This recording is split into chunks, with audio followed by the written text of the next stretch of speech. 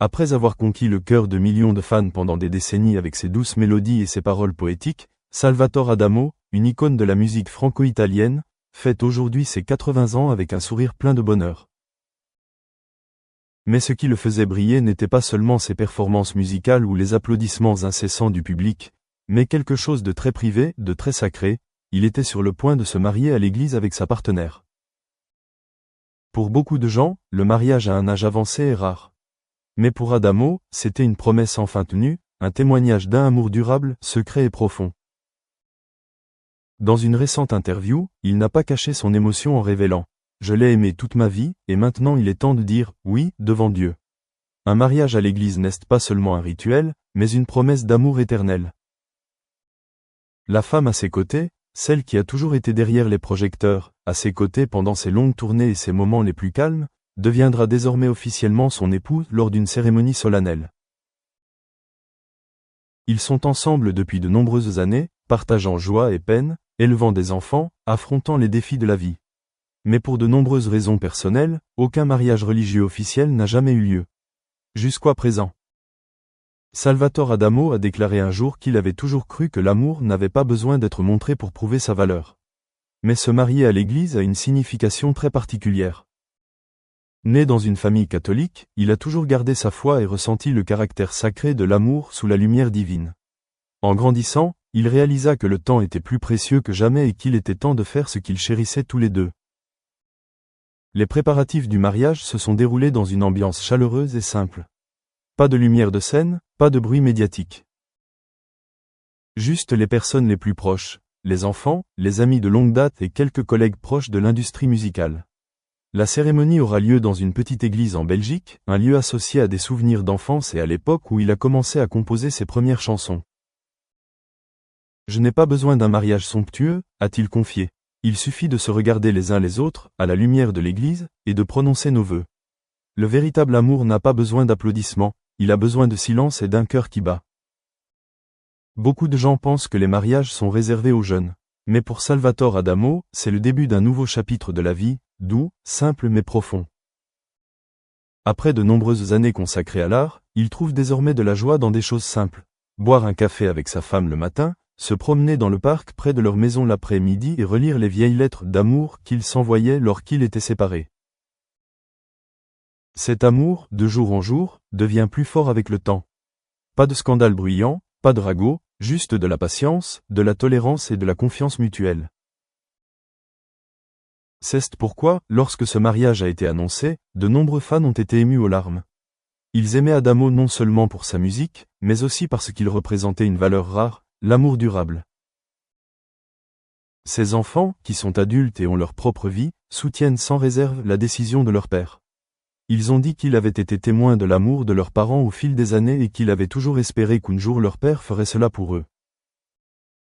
Mon père a passé sa vie à chanter pour des millions de personnes, maintenant il est temps pour lui de chanter pour lui-même, à partager son fils.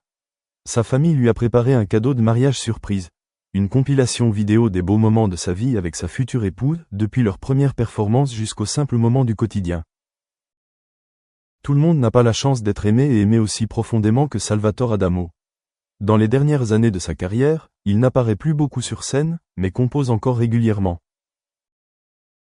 Et récemment, il a écrit une nouvelle chanson d'amour, dédiée à son prochain mariage. Cette chanson, qui n'a pas encore été rendue publique, a été décrite par lui comme « la chanson d'amour la plus simple, la plus sincère et la plus larmoyante que j'ai jamais écrite ». À mon âge, un câlin matinal est plus précieux qu'un gros bouquet de fleurs.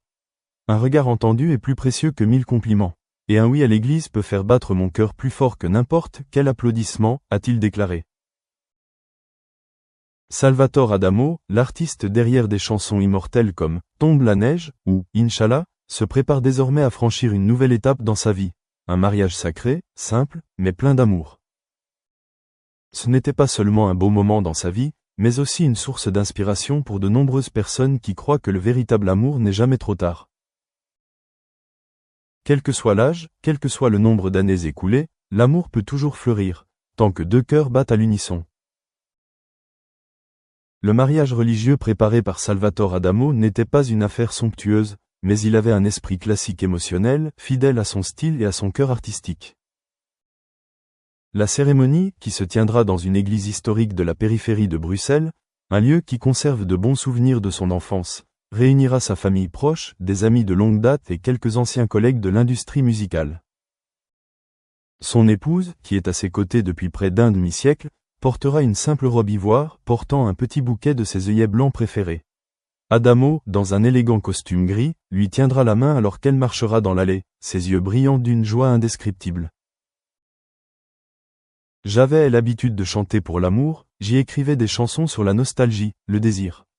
Mais maintenant, je chanterai pour mon propre amour, un amour qui ne cesse jamais estomper avec le temps, a-t-il partagé avec émotion lors d'une conversation intime. Cuando hablamos de las famosas pasantías y de los Internstamp, es como cuando te subes al go-kart para medio aprender a manejar, ¿no? Le das una probadita de lo que crees que deba de vivir.